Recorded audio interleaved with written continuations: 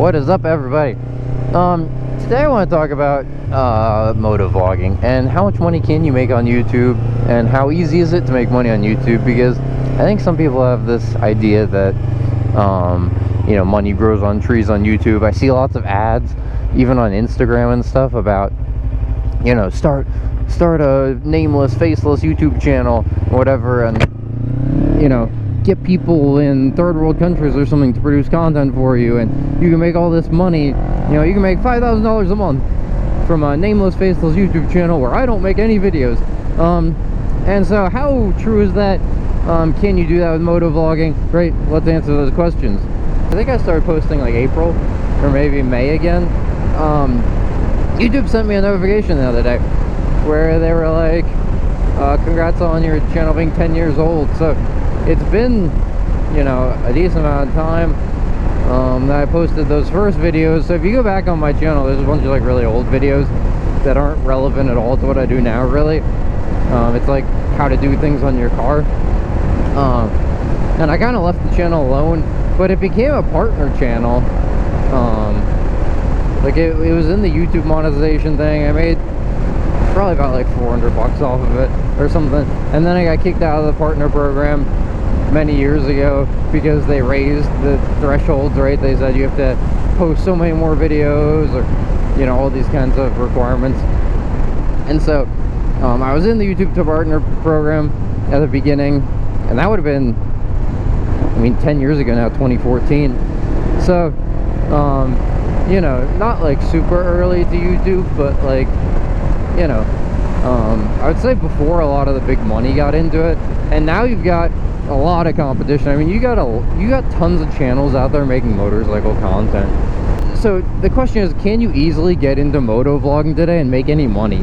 And this is just a transparent conversation about how I was in YouTube partner program, got kicked out, trying to get back in, just trying to like feel it out. So can you make any money at it anymore? Should you try motovlogging?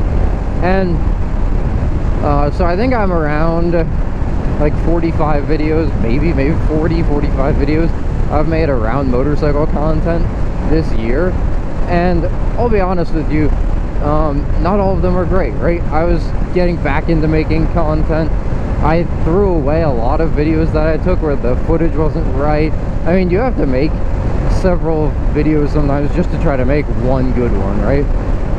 And especially at the beginning, you'll mess up your camera settings, you'll mess up your microphone settings, you'll film things that people just aren't interested at all. And I still film things sometimes that I think I'm interested in and I think it's a good idea, but it gets hardly no views, and that's just YouTube algorithm trying to figure it out, right?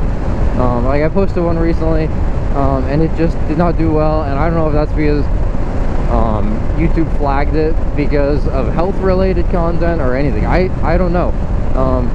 Maybe it was just people didn't like it. It takes a little while to collect the analytics too, to show you why a video may not have performed as well as you would have hoped. So I'll just put some of like my YouTube stats up so you can see, because it can help you get an idea of like, is this worthwhile? So the YouTube partner program, there are 2 tiers now. When I got into it at the beginning, there was only one. And so now you have one tier that's like 500 subscribers and 3,000 public watch hours, and then you can get super chats, which in my opinion is a waste of time kind of tier. Like, it's just YouTube trying to tease you to keep going for what they really want you to do. And that's posting, you know, like 3 videos over the past 90 days, 1,000 subscribers minimum, and 4,000 public watch hours over the past 365 days. So the tiers are, you know, in my opinion, the first one's kind of like a gimmick. It's like, when I look at even like videos that get tons and tons of views, like millions of views, there might never be a super chat on there at all, right? Where you know, some content like maybe live stream gets more super chats, but a lot of stuff isn't getting super chats. So in my opinion, it's kind of a waste of time, that sort of tier. And what you really want is the 4,000 public watch hours, 3 videos in the past 90 days, 1,000 subscribers minimum on your channel, and then you can get like the real YouTube partner program, and really like monetization from ad revenue and stuff like that. And YouTube, my understanding is YouTube pays different amounts per views based on the type of content. So if they really need, say for instance, like finance content, they might pay creators more to create finance content. And so the thing is, when I first got into YouTube 10 years ago,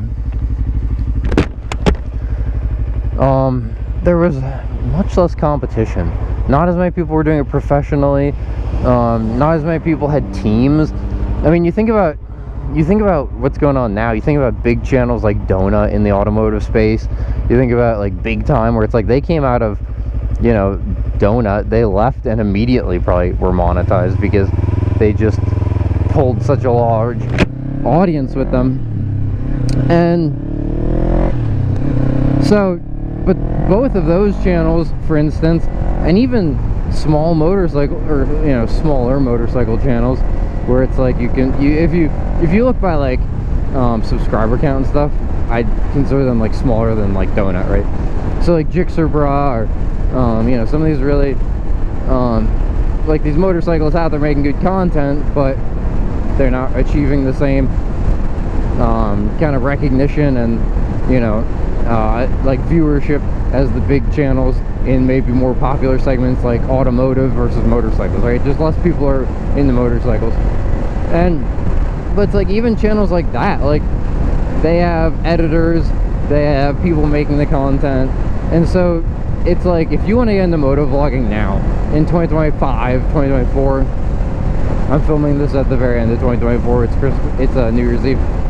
If you want to get into it now, I mean, you're going up against teams who are probably already monetized, so they're already making money, and they have a team of people, they have all this content that's like residual income, right? Because people will go back and occasionally watch videos that are a couple years old or whatever, especially if it's a how-to video. If it's a moto vlog, not so much. It kind of, you know, tapers off after a few days, and it's not going to make a lot more viewership. And so it's like you're competing against teams of experienced people now who have residual viewership and income and big subscribers. And so I think it's a much more uphill battle now than it was 10 years ago. And so I'll show you my analytics. Like I'm not even halfway there. I'm almost halfway there, I think, as far as like public watch time. And so it's, you know, maybe for certain content they would have trouble getting subscribers and the public watch time would be easier, maybe if it's like really long form content. But motorcycles kind of niche, so to get 1,000 subscribers and 4,000 public watch hours, you know, I think some channels are getting it more easily because they might have, you know, they might be filming like cop interactions that get a lot of clicks, right? Right, like all you have to do is go out on the highway full throttle in 6th gear and you can get a cop behind you and film that interaction and get some views, you know, without too much effort. Just pay a ticket. So I was watching Shoresy last night, which is this TV show about a hockey team, and they were talking about how if you can't win, don't play.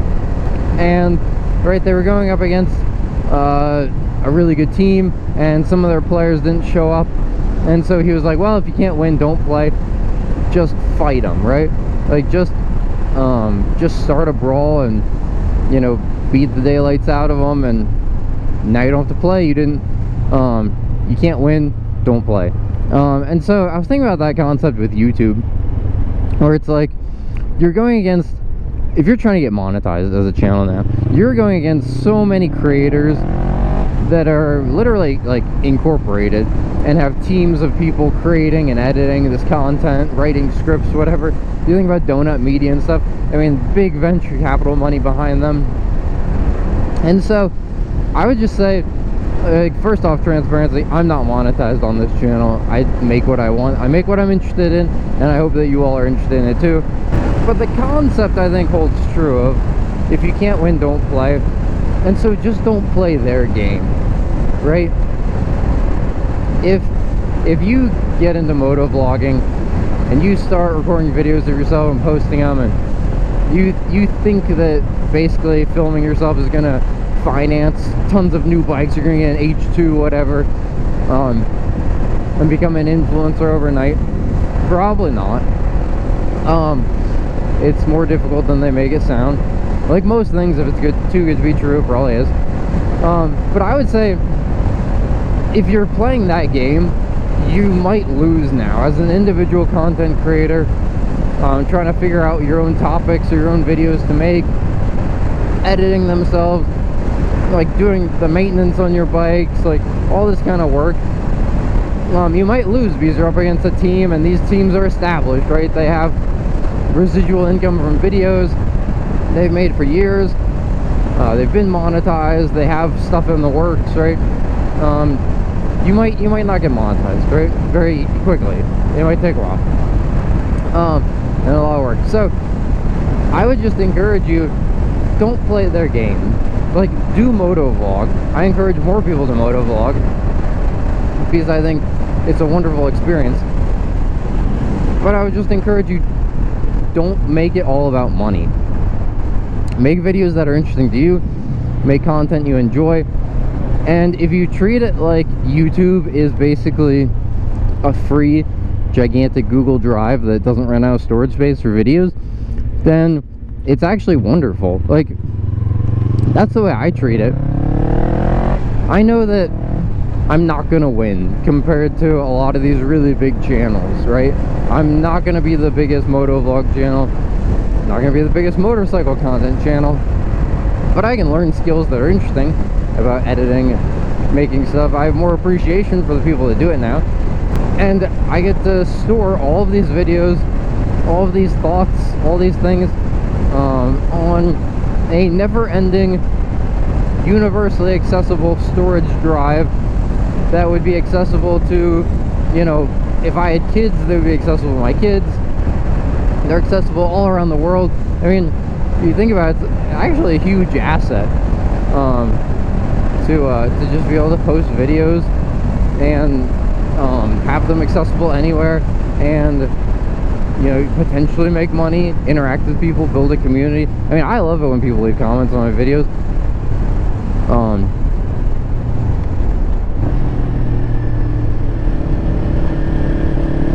So yeah, I would just encourage you, have that mentality of, you know, if I can't win, I'm not going to play that game of trying to get monetized and just try to do everything to make money. Not everyone needs to be a content creator. We don't need tons and tons and tons. If every single motorcyclist did motovlogging, we would have so much, you know, content out there that it would be unusable, right? So yeah, I would just encourage you, don't play the game of monetization necessarily. Make videos that are interesting to you. Enjoy the ride. Don't stress yourself out over it, and don't just do everything entirely for the money. A lot of these channels have been dedicated making videos all the time, staying in the rules, doing all this stuff. I mean, YouTube is literally their employer, you know. This is how they make their money. And so if you think about it, you know, they've spent years working on this, and you might be new, so don't be discouraged. Just don't get super into playing their game. So I hope this maybe answers some questions about you know, if you should or shouldn't. But anyway, consider doing it in 2025 as a challenge to yourself. Learn a new skill about editing, and yeah, let me know in the comments below if you do it, and I'll subscribe to you. So thanks, and we'll catch you on the next video.